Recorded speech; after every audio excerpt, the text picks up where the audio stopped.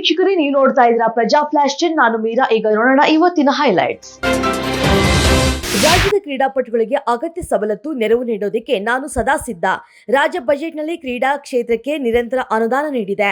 ರಾಜ್ಯದಿಂದ ಯಾರಾದರೂ ಒಲಿಂಪಿಕ್ಸ್ನಲ್ಲಿ ದೇಶಕ್ಕೆ ಒಂದು ಚಿನ್ನ ತನ್ನಿ ಅಂತ ಮುಖ್ಯಮಂತ್ರಿ ಸಿದ್ದರಾಮಯ್ಯ ಅವರು ಕರೆ ನೀಡಿದ್ದಾರೆ. ಮೈಸೂರು ಸಾಂಸ್ಕೃತಿಕ ನಗರವಾದರೆ ನಂಜನಗೂಡು ಸಾಂಸ್ಕೃತಿಕ ನಗರದ ಮುಕುಟವಾಗಿದೆ.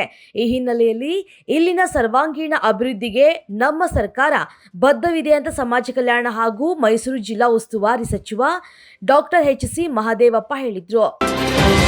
ಬಿಜೆಪಿಯ ರಾಜ್ಯಾಧ್ಯಕ್ಷ ಬಿವೈ ವಿಜಯೇಂದ್ರ ಒಪ್ಪಿಗೆ ಇಲ್ಲದೆ ವಕ್ಫ್ ವಿವಾದ ಸಂಬಂಧ ಪ್ರತ್ಯೇಕ ಪ್ರತಿಭಟನೆ ಆರಂಭಿಸಿರುವಂತಹ ಶಾಸಕ ಬಸವನಗೌಡ ಪಾಟೀಲ್ ಯತ್ನಾಳ್ ವಿರುದ್ಧ ಸ್ವಕ್ಷೇತ್ರ ವಿಜಯಪುರದಲ್ಲೇ ವಿರೋಧಗಳು ವ್ಯಕ್ತವಾಗುತ್ತಿವೆ. ಜೆಡಿಎಸ್ ಯುವ ಘಟಕದ ಅಧ್ಯಕ್ಷ ನಿಖಿಲ್ ಕುಮಾರಸ್ವಾಮಿ ಭವಿಷ್ಯದ ನಾಯಕರಾಗಲಿದ್ದು ಅವರನ್ನ ಪಕ್ಷಕ್ಕೆ ಒಪ್ಪಿಸುತ್ತಿದ್ದು ಮಾರ್ಗದರ್ಶನ ನೀಡುವ ಜವಾಬ್ದಾರಿ ನಿಮಗಿದೆ ಅಂತ ಪಕ್ಷದ ಮುಖಂಡರು ಹಾಗೂ ಕಾರ್ಯಕರ್ತರಿಗೆ ಕೇಂದ್ರ ಸಚಿವ ಎಚ್.ಡಿ. ಕುಮಾರಸ್ವಾಮಿ ಹೇಳಿದ್ದಾರೆ. ಬಿಜೆಪಿಯ ರಾಜ್ಯಾಧ್ಯಕ್ಷ ಬಿವೈ ವಿಜಯೇಂದ್ರ ಒಪ್ಪಿಗೆ ಇಲ್ಲದೆ ವಕ್ಫ್ ವಿವಾದ ಸಂಬಂಧ ಪ್ರತ್ಯೇಕ ಪ್ರತಿಭಟನೆ ಆರಂಭಿಸಿರುವಂತಹ ಶಾಸಕ ಬಸವನಗೌಡ ಪಾಟೀಲ್ ಯತ್ನಾಳ್ ವಿರುದ್ಧ ಸ್ವಕ್ಷೇತ್ರ ವಿಜಯಪುರದಲ್ಲೇ ವಿರೋಧಗಳು ವ್ಯಕ್ತವಾಗುತ್ತಿವೆ.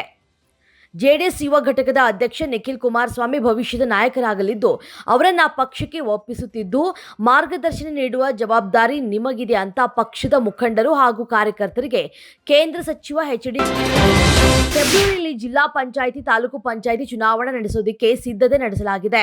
ಸಂಪುಟದಲ್ಲಿ ಈ ಬಗ್ಗೆ ಚರ್ಚೆಯಾಗಿದೆ ಅಂತ ಉಪಮುಖ್ಯಮಂತ್ರಿ ಡಿ.ಕೆ. ಶಿವಕುಮಾರ್ ಹೇಳಿದ್ದಾರೆ. ಸರಕು ಮತ್ತು ಸೇವಾ ತೆರಿಗೆ ಸಂಗ್ರಹದಲ್ಲಿ 8.5% ಏರಿಕೆಯಾಗಿದ್ದು ನವೆಂಬರ್ ತಿಂಗಳಿನಲ್ಲಿ 1.82 ಲಕ್ಷ ಕೋಟಿ ರೂಪಾಯಿ ಜಿಎಸ್ಟಿ ಸಂಗ್ರಹವಾಗಿದೆ ಅಂತ ಕೇಂದ್ರ ಹಣಕಾಸು ಸಚಿವಾಲಯ ತಿಳಿಸಿದೆ. ಪುದುಚೇರಿ ಹಾಗೂ ತಮಿಳುನಾಡಿನ ಕರಾವಳಿ ಭಾಗದ ಕೆಲವು ಜಿಲ್ಲೆಗಳಲ್ಲಿ ಫೆಂಜಲ್ ಚಂಡಮಾರುತವು ಸುಮಾರು 6 ತಾಸು ತನ್ನ ಪ್ರಭಾವ ಬೀರಿತ್ತು. ಇದರ ಪರಿಣಾಮವಾಗಿ ತಮಿಳುನಾಡಿನ ವಿಲಪ್ಪುರಂ ಜಿಲ್ಲೆಯಲ್ಲಿ 50 ಸೆಂಟಿಮೀಟರ್ ಹಾಗೂ ಪುದುಚೇರಿಯಲ್ಲಿ 48 ಸೆಂಟಿಮೀಟರ್ನಷ್ಟು ಮಳೆ ಸುರಿದಿದೆ.